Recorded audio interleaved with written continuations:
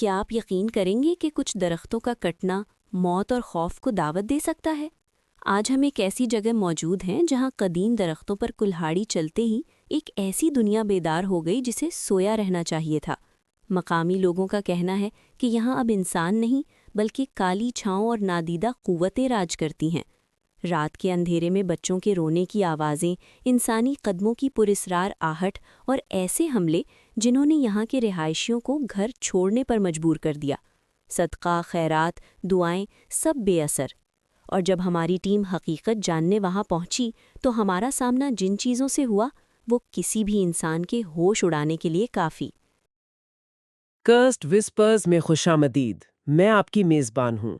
ہمارے اس شو the third person میں ہم اکثر حقیقی زندگی کے خوفناک واقعات کو ایک تیسرے شخص کے نقطہ نظر سے دیکھتے ہیں، اور آج ہم ایک ایسی ہی جگہ کا رخ کر رہے ہیں جہاں ترقی کا خواب ایک ڈراؤنے خواب میں بدل گیا۔ جی، یہ کہانی ایک ایسی تعمیراتی جگہ کی ہے جو جنگل کے قریب ہے اور جسے پراسرار واقعات کی وجہ سے ہمیشہ کے لیے ادھورا چھوڑ دیا گیا۔ بالکل۔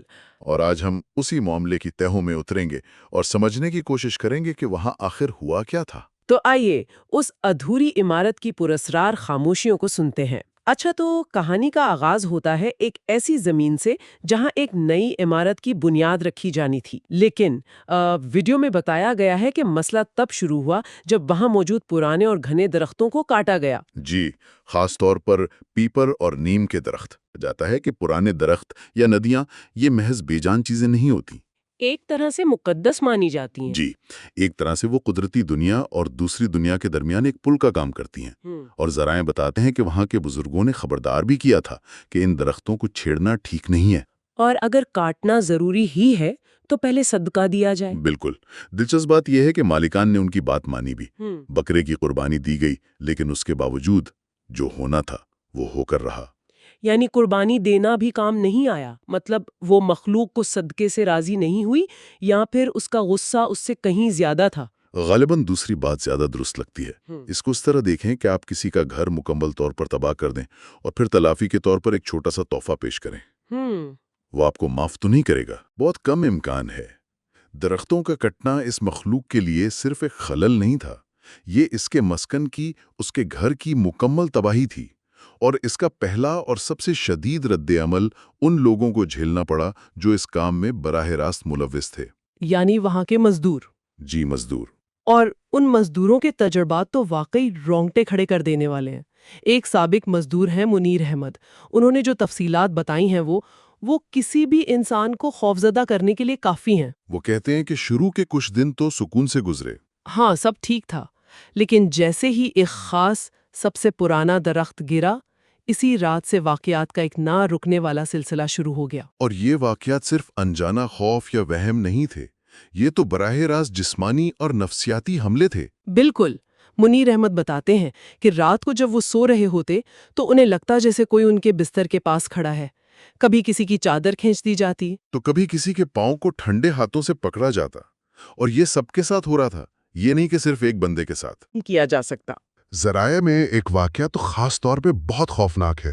وہ مزدور والا جو بھاگ گیا تھا؟ جی، وہ آدھی رات کو چیختا ہوا اٹھا اور بغیر کچھ بتائے اندھیرے میں ہی بھاگ کھڑا ہوا۔ وہ اتنا ڈرا ہوا تھا کہ اس نے اپنا سامان تک نہیں اٹھایا، اور پھر کبھی واپس نہیں آیا۔ اس واقعے کے بعد تو باقی مزدوروں کی ہمت بھی جواب دے گئی ہوگی۔ بالکل۔ یہاں ایک بہت دلچسپ نفسیاتی پہلو سامنے آتا ہے۔ دیکھیں، جب خوف کی وجہ نظر نہ آ رہی ہو تو انسان کا ذہن خود کہانیاں بناتا ہے، لیکن جب آپ کے سامنے ایک شخص حقیقی دہشت کے عالم میں سب کچھ چھوڑ کر بھاگ جائے تو باقی لوگوں کا وہم بھی یقین میں بدل جاتا ہے، ان کا خوف ٹھوس ہو جاتا ہے۔ بالکل صحیح۔ اچھا، یہ جو اگربتیاں جلانے والا معاملہ ہے، یہ بڑا عجیب ہے۔ عام طور پر تو خوشبو سے ماحول بہتر ہوتا ہے، یہاں الٹا کیسے ہو گیا؟ یہ ایک عام ثقافتی رد عمل ہے نا، لوگ اکثر خوشبو کو پاکیزگی اور مثبت توانائی سے جوڑتے ہیں۔ منیر احمد نے بھی یہی سوچا کہ شاید کسی بدروح کا سایہ ہے تو خوشبو جلانے سے وہ چلی جائے گی۔ لیکن یہاں تو کوشش الٹی پڑ گئی۔ بری طرح الٹی پڑی۔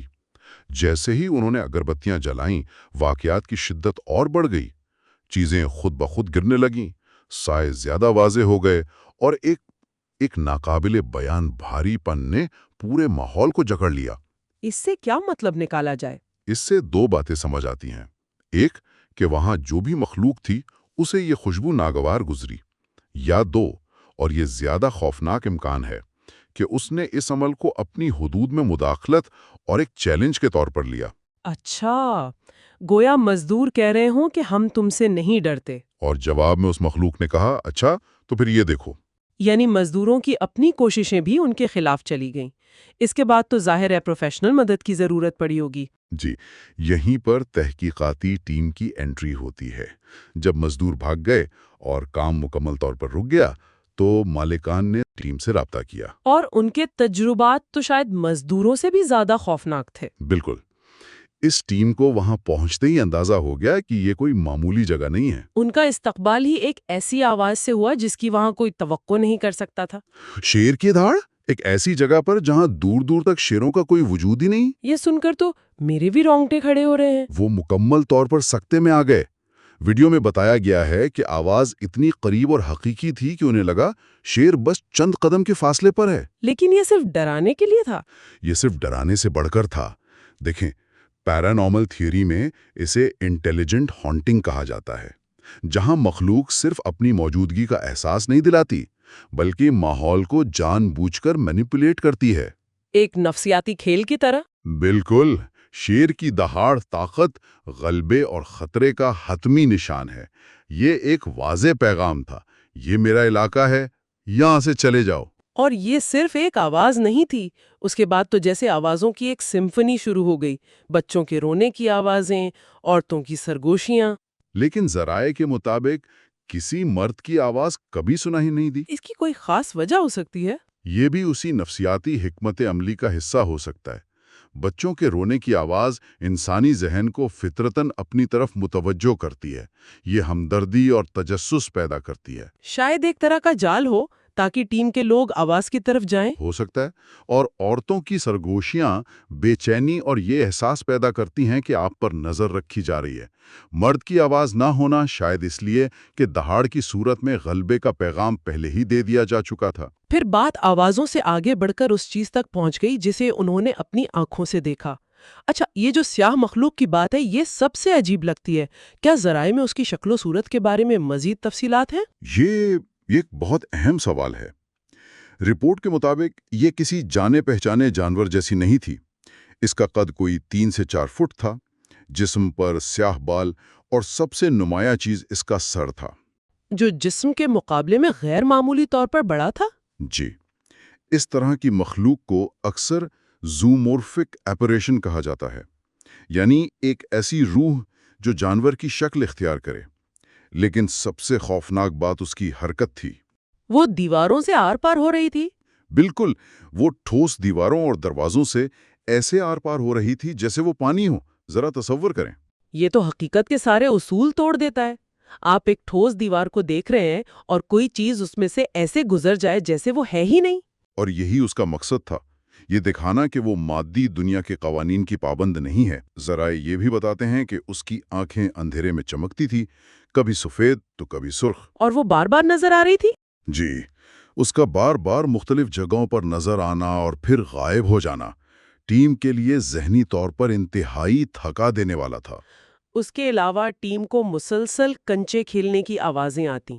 جیسے کوئی بچہ کھیل رہا ہو، جبکہ وہاں دور دور تک کوئی نہیں تھا۔ اور صرف یہی نہیں، ٹیم کے ایک رکن کے ساتھ تو جسمانی طور پر بھی ایک واقعہ پیش آیا۔ انہیں اچانک شدید چکر آئے تھے، اتنے شدید کہ وہ گرنے کے قریب پہنچ گئے۔ یہ سب کچھ ایک ساتھ ہو رہا تھا، آوازیں، وہ مخلوق اور اب جسمانی حملے بھی۔ یہ سب مل کر اس خیال کو پختہ کرتا ہے کہ وہاں ایک یا ایک سے زیادہ طاقتور اور ذہین مخلوقات تھیں۔ اور وہ اپنی ناراضگی کا بھرپور اظہار کر رہی تھیں۔ بالکل، جیسا کہ ذرائع میں ایک مقامی شخص نے بتایا کہ وہ مخلوق یہ پیغام دیتی ہے، یہ جگہ ہم لوگوں کی ہے۔ یہ کوئی درخواست نہیں تھی، یہ ایک دعویٰ تھا، ایک ملکیت کا اعلان۔ تو جب مزدور بھاگ گئے، تحقیقاتی ٹیم بھی ہل گئی، تو مالکان نے کیا کیا؟ انہوں نے ہار تو نہیں مانی ہوگی، ظاہر ہے ان کا اتنا پیسہ لگا ہوا تھا۔ انہوں نے مدد کے لیے مولویوں اور عاملوں کو بلایا۔ یہ ایک عام قدم ہے جب سائنس اور منطق کام نہ کرے۔ جی، جب سائنسی وضاحتیں ناکام ہو جائیں تو لوگ روحانی اور مذہبی حل کی طرف جاتے ہیں۔ اور ان کے کہنے پر مزید قربانیاں بھی دی گئیں، لیکن اس بار نتیجہ کیا نکلا؟ نتیجہ پہلے سے بھی زیادہ برا نکلا۔ یہ اس کہانی کا سب سے اہم اور مایوس کن موڑ ہے۔ یعنی مذہبی رسومات نے بھی حالات کو بد سے بدتر کر دیا۔ جی، اور یہاں یہ سوال پیدا ہوتا ہے کہ آخر ایسا کیوں ہوا؟ ایک تو یہ کہ جس طرح کی مخلوق وہاں تھی اس پر یہ روایتی طریقے اثر ہی نہیں کرتے تھے۔ ہو سکتا ہے اس کا تعلق کسی ایسی دنیا سے ہو جہاں یہ چیزیں بے معنی ہوں۔ اور دوسری وضاحت کیا ہو سکتی ہے؟ دوسری وضاحت جو زیادہ قرین قیاس لگتی ہے وہ یہ ہے کہ ان کی ناراضگی کی وجہ اتنی گہری اور بنیادی تھی، یعنی ان کا گھر، ان کا مسکن جو شاید صدیوں سے وہاں تھا، اسے جڑ سے اکھاڑ دیا گیا تھا۔ بالکل اس نقصان کا ازالہ چند بکروں کی قربانی سے ممکن نہیں تھا۔ ایسا لگتا ہے کہ وہ مخلوق کسی قسم کا سمجھوتا کرنے کو تیار ہی نہیں تھی۔ اس کے لیے یہ زندگی اور موت کا مسئلہ تھا۔ وہ اپنی بقا کی جنگ لڑ رہی تھی۔ جی تو حتمی نتیجہ کیا نکلا؟ انسانوں کو آخرکار ہار ماننی پڑی۔ جی حتمی نتیجہ یہی تھا کہ انسانوں کو پسپا ہونا پڑا۔ وہ جگہ آج بھی مکمل طور پر ویران پڑی ہے۔ تعمیراتی سامان سب کچھ ویسے کا ویسا ہی؟ سب کچھ ویسے کا ویسا ہی دھول میں آٹا پڑا ہے۔ مالکان نے مزید پیسہ اور جان خطرے میں ڈالنا مناسب نہیں سمجھا، اور آج تک کوئی دوسرا مزدور یا ٹھیکیدار اس جگہ پر قدم رکھنے کو تیار نہیں ہے۔ یہ تو ایک ایسی جنگ ہے جس میں انسانوں نے شکست تسلیم کر لی۔ اگر ہم اسے بڑے تناظر میں دیکھیں تو یہ صرف ایک شکست نہیں بلکہ اس بات کا اعتراف ہے کہ کائنات میں ایسی طاقتیں بھی موجود ہیں جو انسان کے قابو سے باہر ہیں۔ یوں لگتا ہے جیسے اس مخلوق نے اپنا علاقہ کامیابی سے واپس چھین لیا ہے۔ اس جگہ کی ویرانی خود اس مخلوق کی جیت کی ایک خاموش کہانی سناتی ہے۔ بالکل۔ تو آج ہم نے ایک ایسی جگہ کی کہانی سنی جہاں انسان کی ترقی کی خواہش اور قدرت کے قدیم رازوں کے درمیان ایک خوفناک تصادم ہوا۔ ہم نے مزدوروں کے دل دہلا دینے والے خوف، تحقیقاتی ٹیم کے ناقابل یقین تجربات اور بالآخر انسان کی بے بسی کو سمجھنے کی کوشش کی۔ یہ کہانی صرف ڈر کی نہیں بلکہ ان نادیدہ سرحدوں کی بھی ہے جنہیں شاید ہمیں کبھی پار نہیں کرنا چاہیے۔ اور یہ سب کچھ ہمارے لیے ایک بہت گہرا سوال چھوڑ جاتا ہے نا؟ جی بالکل۔ اگر ایسی مخلوقات واقعی موجود ہیں اور وہ کچھ زمینوں کو اپنی ملکیت سمجھتی ہیں تو کیا انسان کو یہ حق حاصل ہے کہ وہ ہر جگہ اپنی مرضی سے تجاوز کرتا پھرے؟ اور جب بقائے باہمی کی تمام کوششیں ناکام ہو جائیں تو کیا اس جگہ کو ہمیشہ کے لیے ان کے لیے چھوڑ دینا ہی واحد محفوظ اور شاید باعزت راستہ ہے؟ یہ ہمیں سوچنے پر مجبور کرتا ہے کہ کیا ہمارے اس مادی دنیا کے نقشے پر کچھ ایسی نادیدہ لکیریں بھی ہیں جن کا احترام کرنا ہم سب پر لازم ہے۔ صحیح کہا۔ آج کی گفتگو یہیں ختم ہوتی ہے۔ کرسڈ وسپرز کو فالو کرنا نہ بھولیے گا۔ اگلی بار پھر ملیں گے ایک اور پراسرار کہانی کے ساتھ۔